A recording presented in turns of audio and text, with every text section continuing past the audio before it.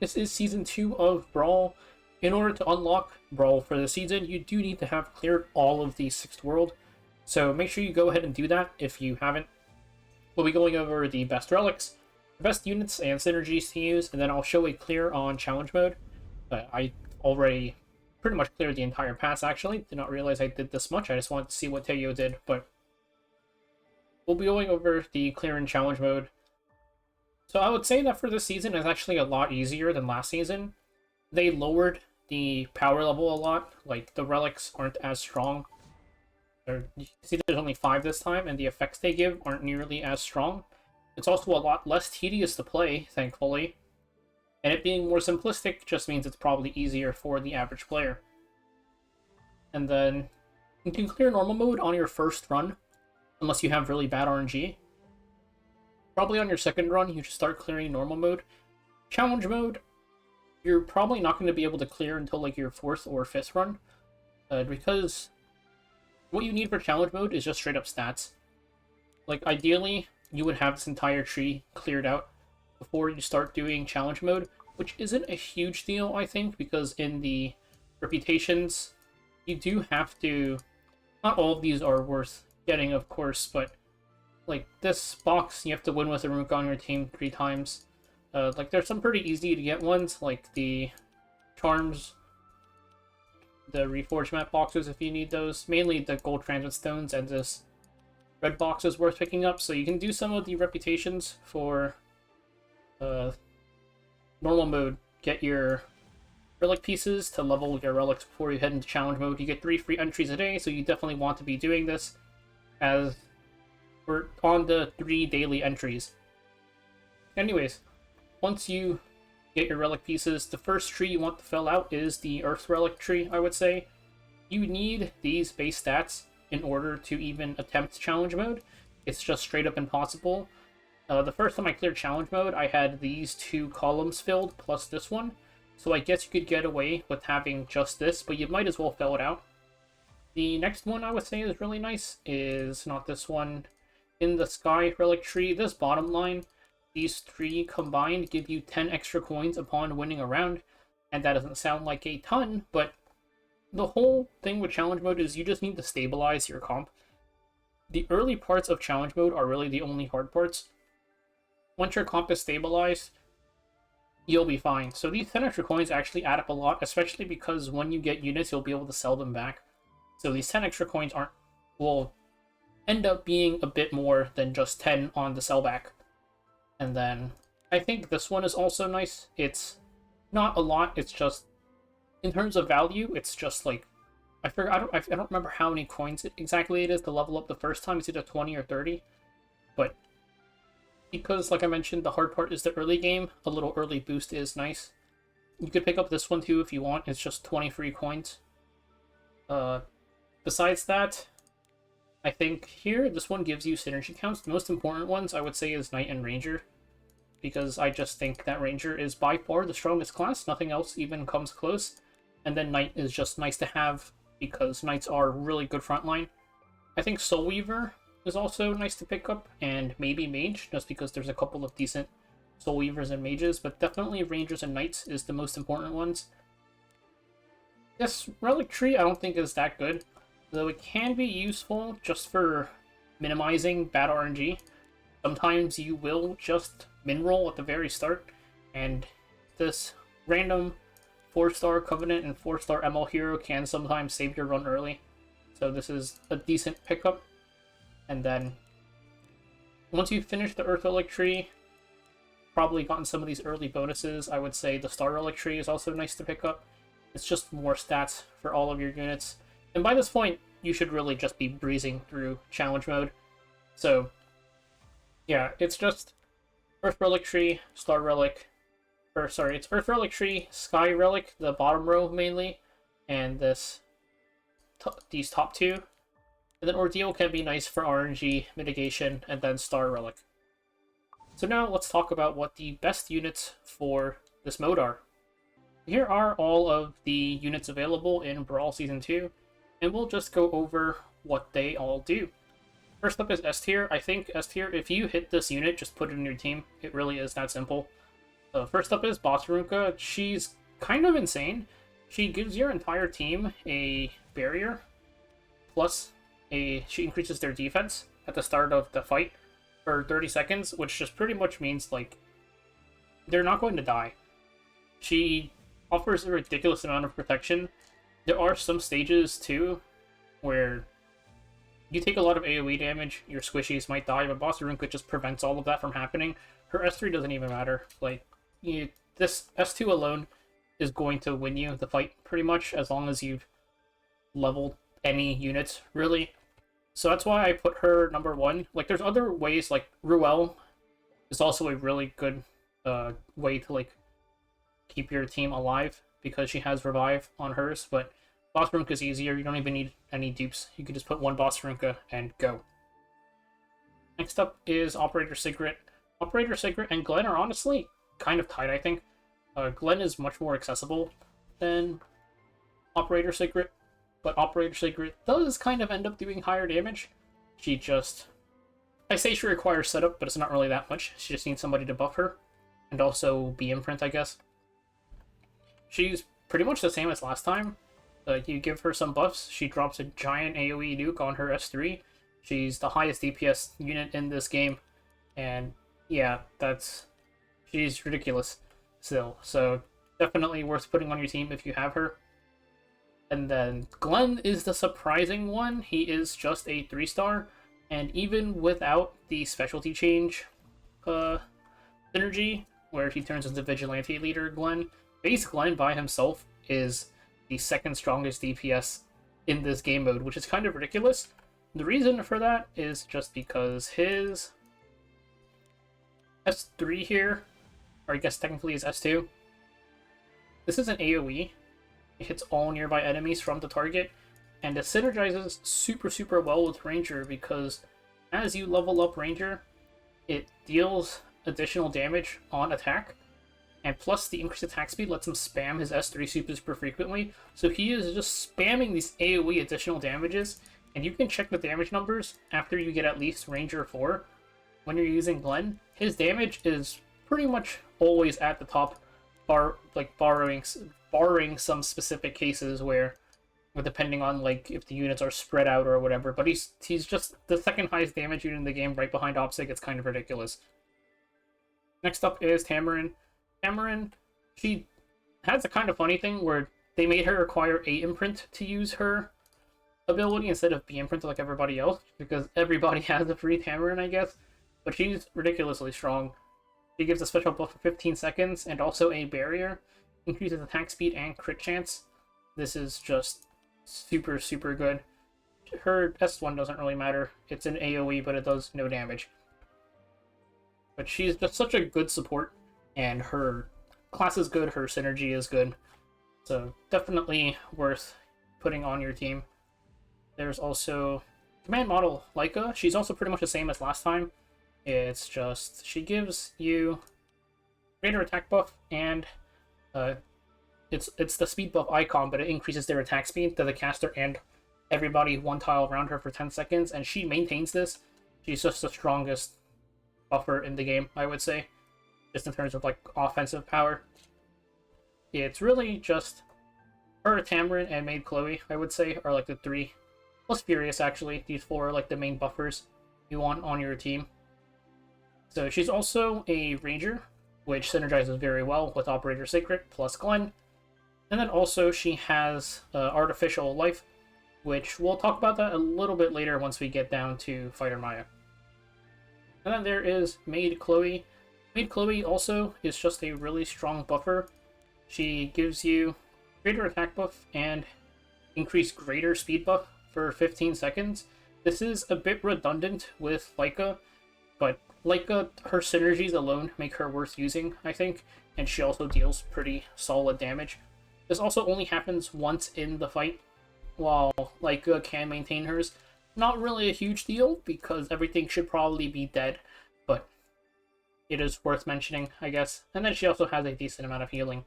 She has the Miracle Maid synergy, which is pretty nice. This is kind of just a hyper carry synergy, where you put a unit in front of the one with the highest attack, and they get Spotlight, which just gives them increased attack and also increased speed. So this is one of the more fun traits, I think, and you can get it with just Tamron and Maid, which are an insane buffing combo, so very, very strong. Now for A tier, these units you can kind of put in your team however you want.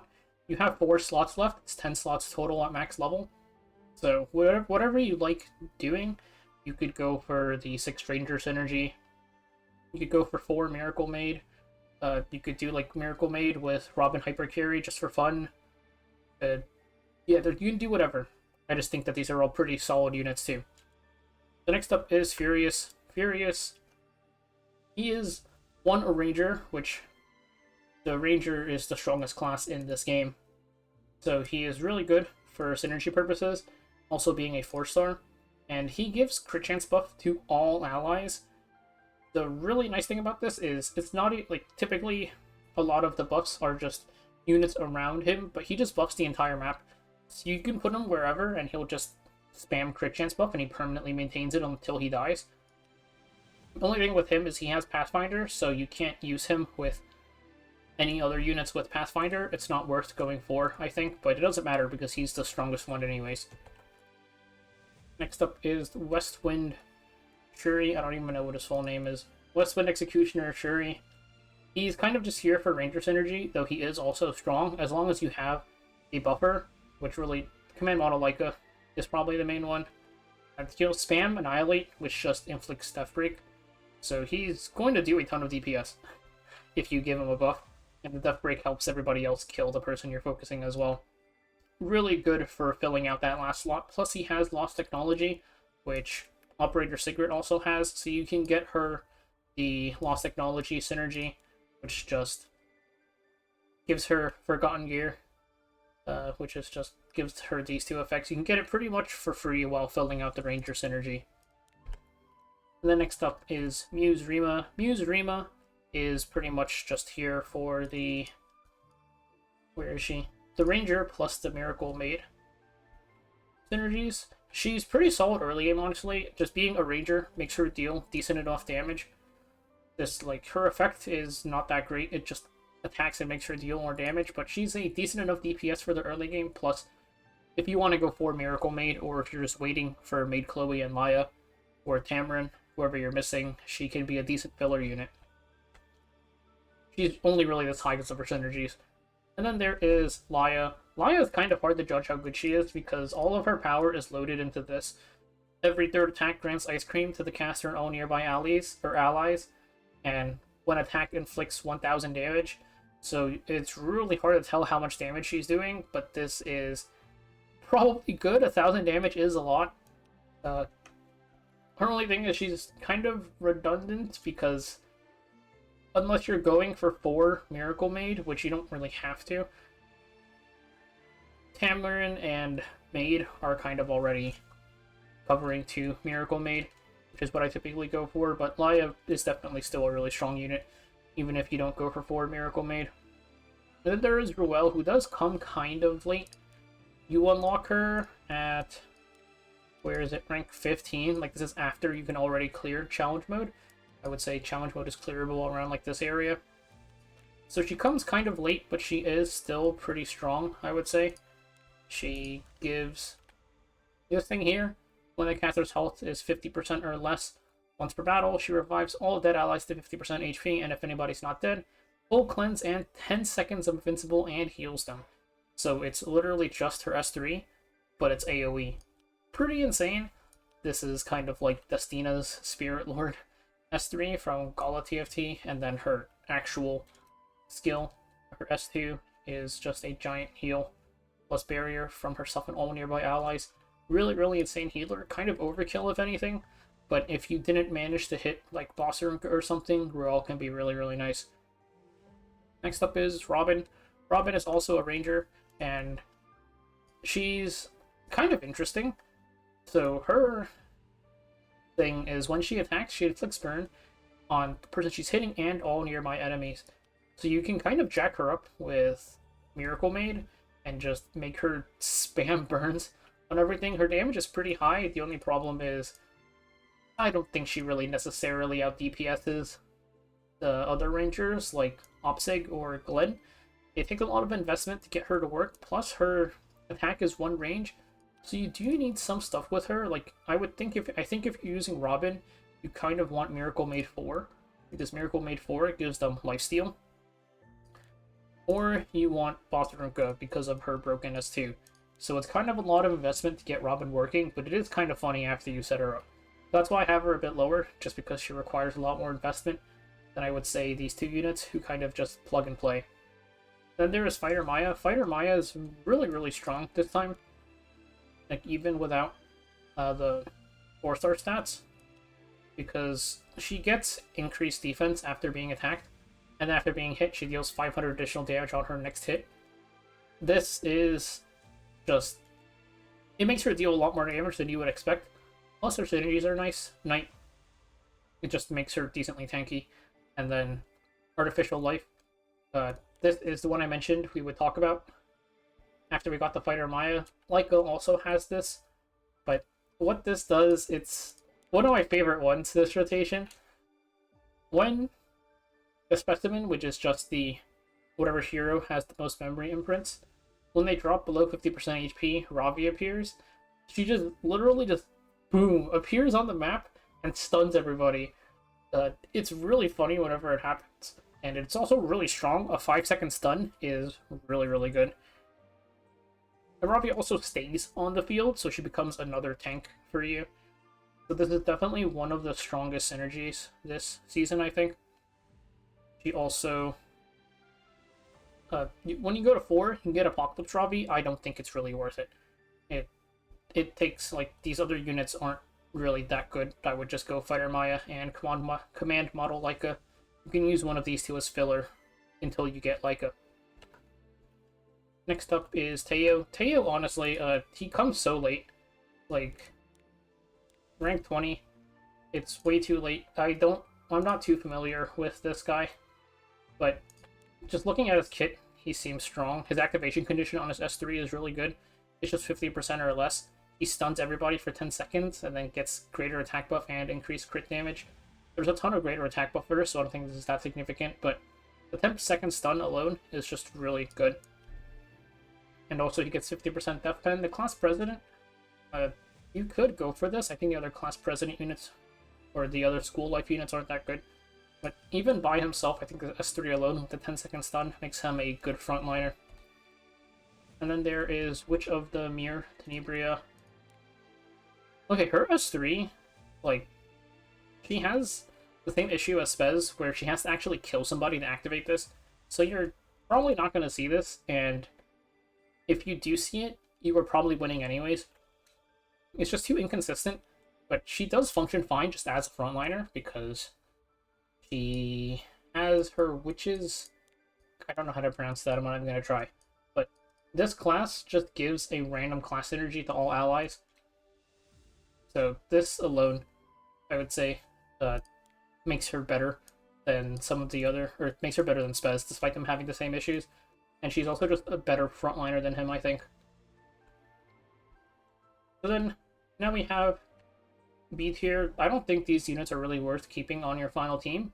You could probably use some of them if you want, but they all have pretty specific issues.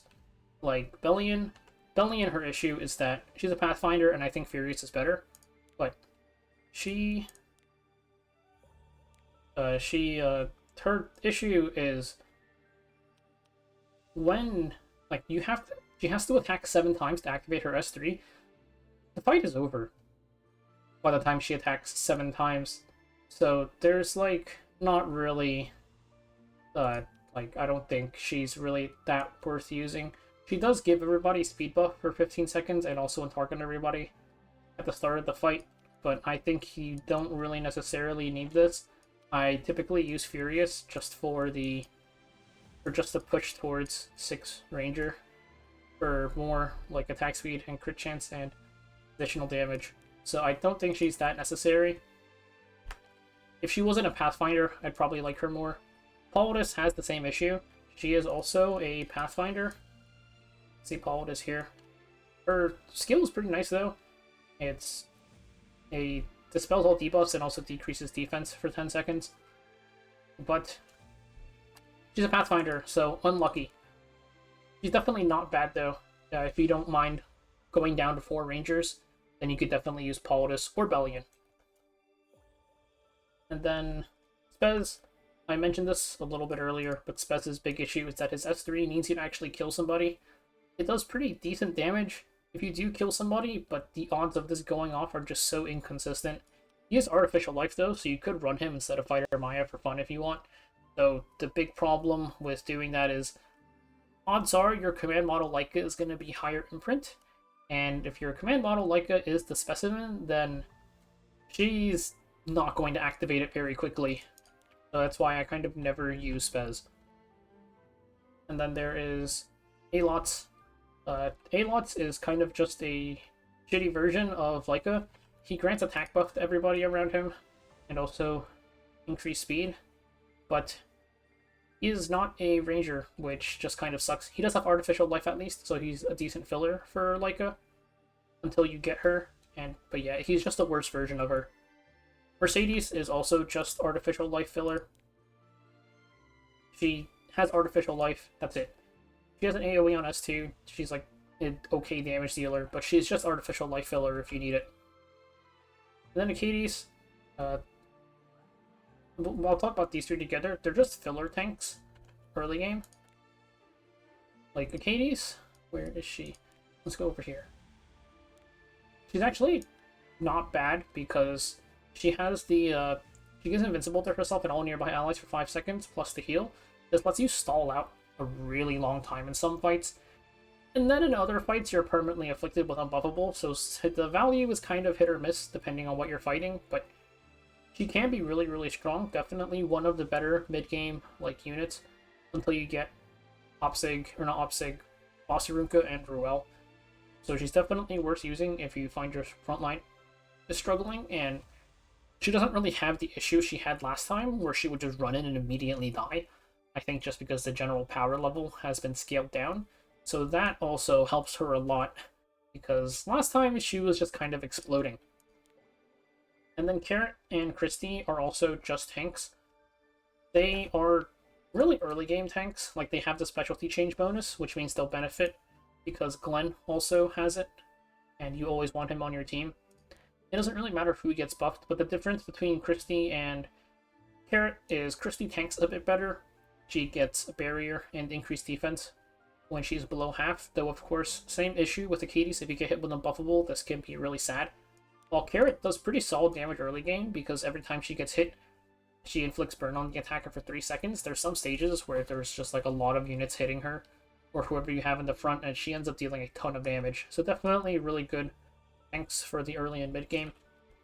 I'm not going to explain these units. They all have like various issues.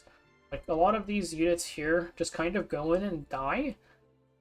Like Thieves, I think Thieves suck, because you really need like 4 Thieves to have them do anything, and why would you do that when you could invest in Rangers or something? There's just like no reason to really invest in them, which is just kind of sad. And then Crow also, I think, is just kind of a similar issue, where he's not like horrible, but you have to invest way too much to use these guys. Infinite Horizon Achades is actually not that bad. I do think Red Achades is better, but all these people have various issues. C tier is just early game filler. Like, if you have no other choice, you can use them for a little bit. Just try and upgrade as soon as you can. And then D tier, hopefully you never find out how bad these units are. That's it for the units, and let's move on to the clear. I should also talk about what's in the Reputation and Special Shop, actually. With the Reputation, the main thing for normal mode is this red box, plus the gold transmit stones. Maybe the reforging mats if you want them, and then these charms are easy enough to get that I would do it, just because, yeah, it's basically free. Something like doing 10 rounds of normal because you have to play 10 times to get this. This is kind of a lot for 50,000. If you're being lazy about it, it's whatever. For challenge mode, same thing. These charms are pretty much completely free. You definitely want this Tenebria imprint, and then also the blue box. This cute little thing, and the red box is pretty much what you're aiming for. So it's like a few runs of each, I think. Really, it's like... You'll probably get this done in like a week. And then for the special shop, these tickets are not really worth it. We can look at it here. It's Tamarin, Laya, Politis, Laika, and Says. Laya is limited, yes, 20% chance. It's not worth it. The, like, Sweet Miracle is a lot better than Laya. If anything, you want to be rolling on a Laya banner, just so you have a chance to get Sweet Miracle. And then Laya herself just isn't strong enough to justify this RNG risk, I would say. So, not worth it. Dark Emerald 4 ticket, definitely not worth it. Except for, like, very, very specific people. But this is just generally not worth it. It's a 4-star tier summon ticket. Don't even look at it. And then for the skins, it's just if you want them. I don't use this Maid Chloe skin. I use Ruel's skin, and I also use Rose's skin. So it's really just if you want the skins, you can buy them, because skin tickets take forever to save up. So these skins are great if you want them. Just mind the Skystone cost. I do have to mention that in my Infinite Wisdom, after I finished my clear, I leveled up every single relic for whatever reason. So I'm going to say which relics I had when I did my clear. I had the entire Earth Relic tree filled out. For Sky Relic, I had this one, the increased level by 1, plus the extra 10 coins on winning a round. And then here, I only had the Knight and Ranger ones. And then I did have these 3 just as insurance. So those were the relics that I had when I cleared. I already mentioned the general leveling priority, but I just wanted to mention this because I did not have the entire tree filled out when I did my run that I'm about to show. You can see for a second there, I still had 59 relic pieces left, so I hadn't spent them all at this point. You just roll all of your currency at the very start, see what you get. We got kind of unlucky here. Everything went into Christie instead of us getting some variety, plus we got stuck with the Judith. Worthless unit. We'll sell at the earliest possible opportunity. Also, I'm playing this at 2x speed, just because this game mode takes forever. So, yeah. Lorena and Glenn, really nice rolls. You can do 3 rolls on this stage if you have the 10 currency after a win round, just because you'll want to be able to level up to 4 units on the next round. So I did 3 rolls there exactly. Now we have 50, which is enough to level. We just put in our last unit and we go. The stage is actually kind of hard. I think stage 3 is one of the harder ones because you just have no units. And the unbuffable spam is really annoying because so many units early are reliant on buffs. Carrot is really good on this stage, I think. We just didn't manage to roll her. But we managed to clear fine. Glenn is also... he needs 4 Rangers to really start doing a ton. So he's not super strong yet, but he is still a passable DPS for now.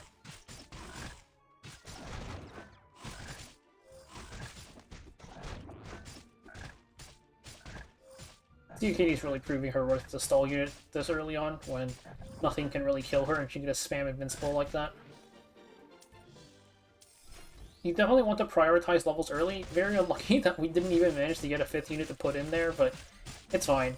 You want to focus on levels early just because higher chance to roll higher tier units, and quantity over quality works decently well in this game mode. Now we hit Tamarin very, very early. I'm going to avoid... I avoided using her, just because... a little bit unrealistic. I put her in later, when I, like, actually lose a round. But for now, we'll just run with this. Rima, we don't have 4 Rangers just yet, it's just 3 Rangers for now, but Rima will still be a decent DPS, kind of keeping up. If I did put Tamarin in, then we would just put either Commander Lorena or Glenn in the Miracle, or the Spotlight, it's called, from the Miracle Maid synergy.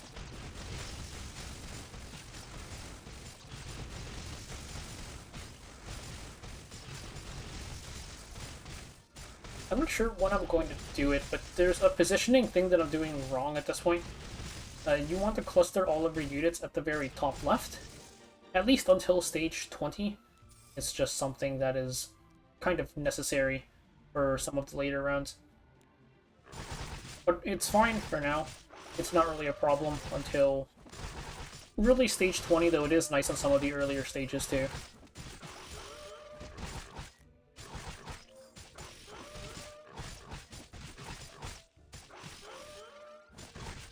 We're also using Last Piece Karin just as a filler unit because we haven't managed to roll anybody else. Well, we have Tamarin, but, you know. And at this point, because... So here I moved everybody up because I remembered. But I don't... You don't need to roll down unless you feel that you're super, super weak.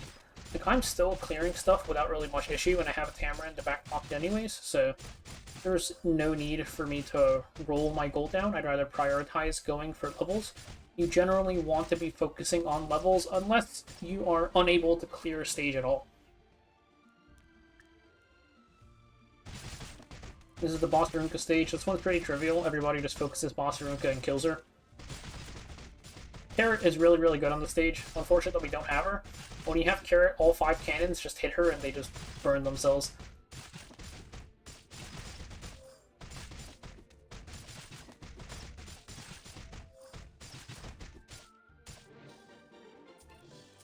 So here we level up again and we hit Fighter Maya and Auxiliary Lots. So now we have the Artificial Life synergy.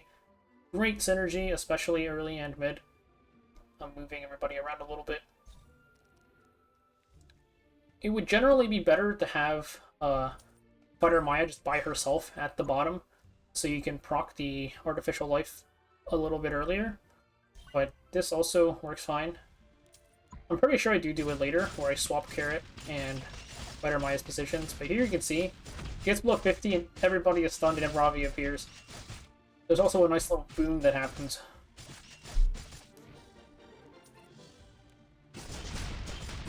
This is one of the stages. You can see those AoEs going down straight the middle. It's not like a ton of damage, but it is nice being able to just have your rangers completely out of range of it.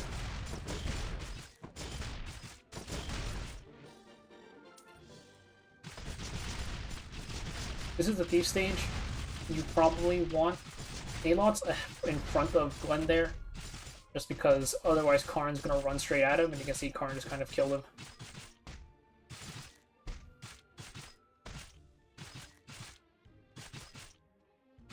Something like this, when you lose a stage, you might want to start rolling down a little bit, but we have Tamarin, so I'm just going to put Tamarin in. There's no need for me to roll down.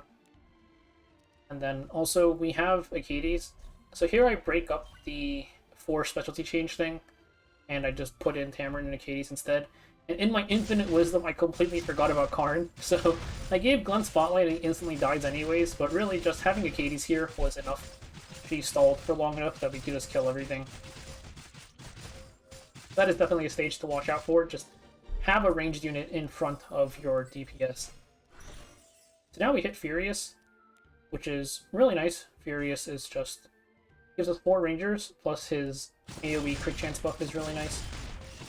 A bit of awkward positioning where I moved Gwen, or Alots walked out of range of Gwen. So I'm gonna fix that next round.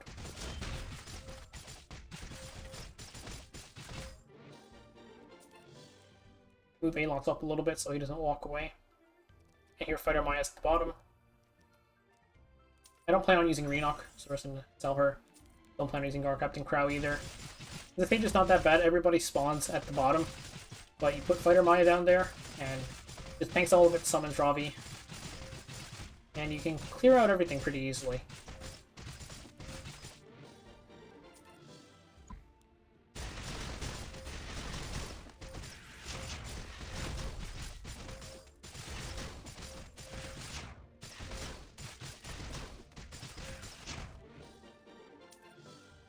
Here we can level up again, so we'll do that. And then every time I level up, I usually roll my gold down a bit, just to see what units we can hit. Okay, Model Leica is a great hit. She is just better. Lots. So, at this point, you kind of don't need lots of Mercedes, but I wanted to see a Ravi, just because I hadn't seen her yet until this point. And unfortunately, this stage, everybody spawns to talk, so Fighter Maya did not really take enough damage. But oh, there's a Ravi. Good enough.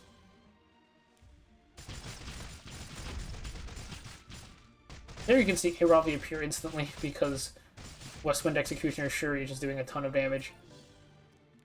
So now we'll just take them out because they were really not doing that much.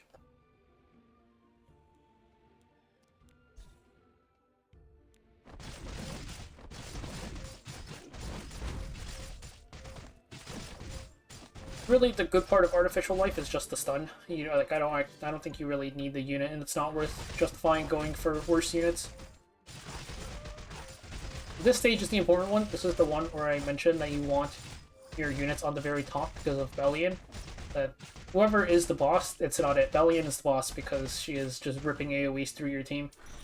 So we did die there, and now we have just barely enough gold to level up, so we'll do that. Unfortunately, Seth's haunting us. But upgrading Tamarin to A here is going to be enough for us to clear. Just because Tamarin, she finally has her skill. It's the barrier plus all of the offensive power we get is enough for us to clear this.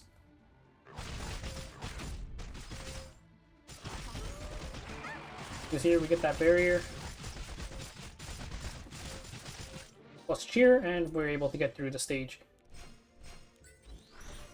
That was pretty lucky there, but we had other options, like if we hit, well, Operator Sigrid, or any other ranger there, really. Robin would have also been fine, just to get 6 rangers, we would have had enough to clear. But Tamarin, A rank, was also one of our outs. Also getting Bossarunka would have worked or well.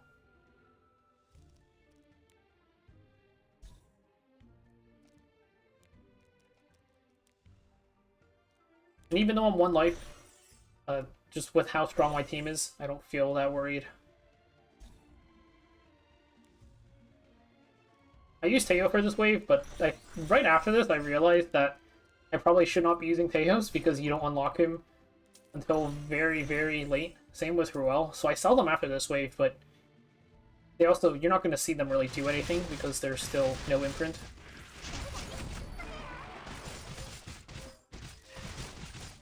Just a basic mob wave, but I sell them off here because pretty much nobody is going to actually have them early on. And at this point, you're just fishing for upgrades, really. I have 7 rangers. I could go for 8 rangers, or you could look to beef up your front line. Christy here is replaceable. She does, like, you have the specialty change class, but it's going towards Christy and not Glenn. It doesn't really matter if Christy has it. If I was doing, like, an actual run, I would definitely have Teo in place of Christy.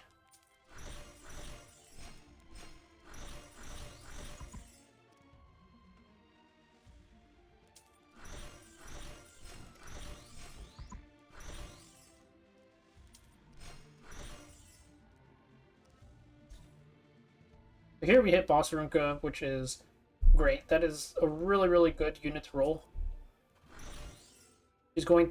She pretty much secures us being able to clear this fight. I also put Glenn on the spotlight just for fun. You could definitely put Opzig there instead.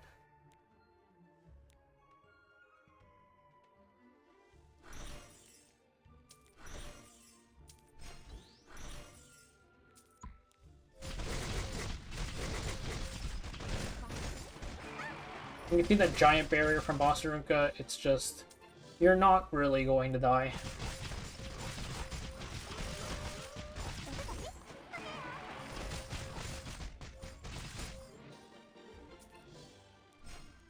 And at this point, I'm just kind of rolling down everything for fun.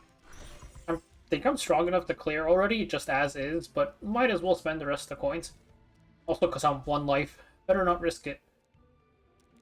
I go for 4 Miracle Maid here, just for fun.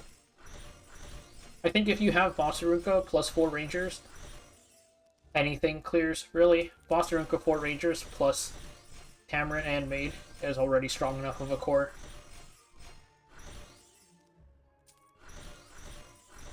We also hit Witch of the Mirror Tenebria, who I try to keep in my team, but I did not manage to hit a dupe of her after doing all of this rolling, unfortunately. Robin Hypercarry was also an option, just because I had 4 Miracle Maids.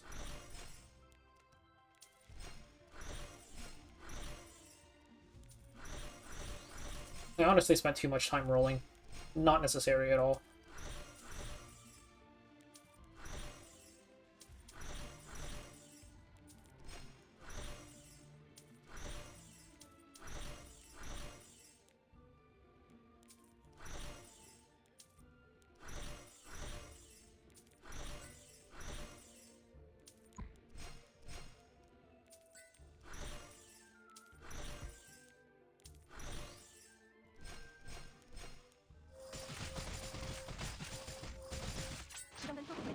We did finally hit B rank Opsig though, and you get to see her drop her little nuke. And at this point I'm too lazy to reroll anymore, so we're just gonna go for it. You can see Glenn stays pretty much top damage until Opsig gets her S3 off, and then it just shoots up into the damage charts. But that's it for the clear. So that is it for the guide for this season of Brawl. I liked it. I think some of the synergies they came up with were really, really fun. Miracle Made Kingdom, whatever, this is hilarious. I love hyper carry comps.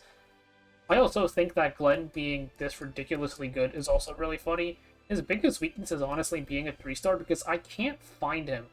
I've never gotten him above like A rank. I really want to have an SSSS Glenn, but it's just like not possible. Maybe if, now that I have all my relics maxed out, maybe I can do it and just like get or hyper roll for Glenn early. I could try and hyper roll comp. You definitely need the extra stats to do that though, because you just start getting run over at one point. But yeah, if you could just find him more consistently, he would be a lot stronger. What else was fun? I think Artificial Life is funny. Seeing Ravi appear and just nuke everybody very quickly was really, really funny. And then, yeah, besides that, there were some parts that like left over from last time. Like Leica and Opsig are still ridiculous. I think Robin had a kind of interesting kit, but that's it for this season. And I will see you guys for the next season.